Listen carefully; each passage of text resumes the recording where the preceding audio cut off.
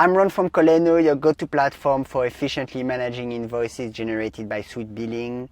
In this tutorial, I will walk you through terminating a subscription line item in NetSuite.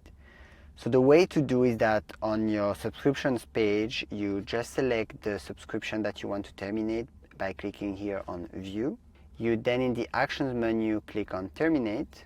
You can then enter or select the effective date for termination. Once you are happy with the date, you will need in the lines to click on the Apply box for the line item you want to terminate.